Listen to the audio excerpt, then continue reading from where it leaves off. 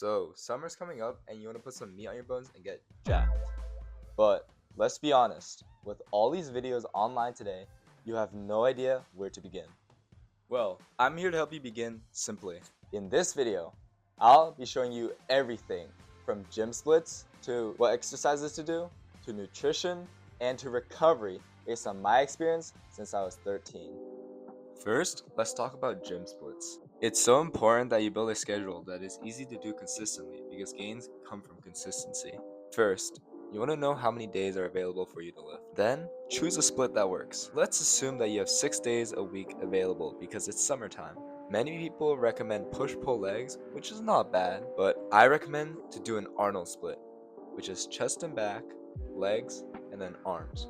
This is because when you do push-pull legs, you work similar muscle groups each day. For example, if you're on a push day, you might bench, which would cause your triceps to be used up by the time you're doing tricep pushdowns later on. The Arnold split wouldn't have this issue because different muscles are trained.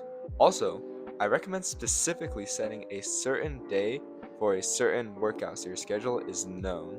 So, for example, you could set Monday as a chest and back day, Tuesday as a leg day, and then Wednesday as an arms day. But for an Arnold split, this means you would only have one rest day.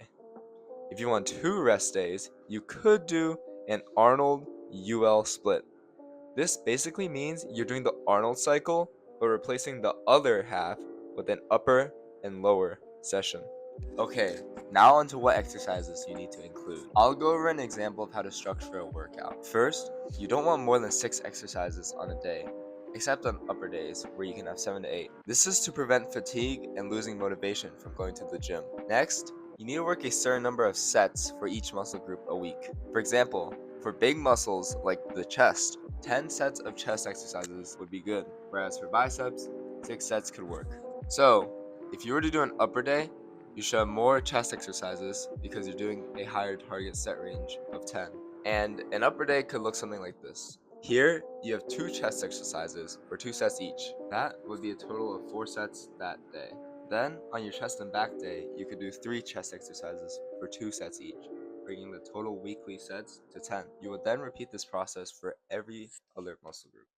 As a beginner, nutrition is still very important, but you could be more flexible. Just make sure to eat clean and less processed junk food.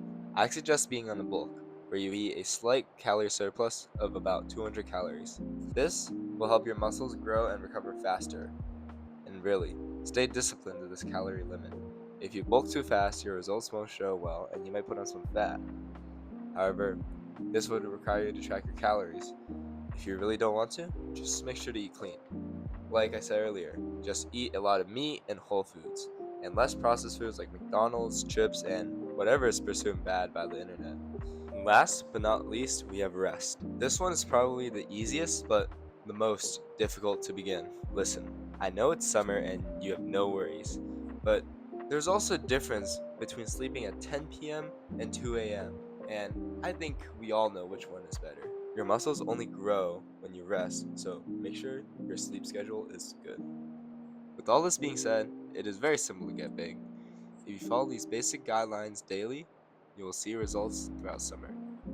I want to thank you all for watching my video, and if you enjoyed this and want to see more, please like and subscribe.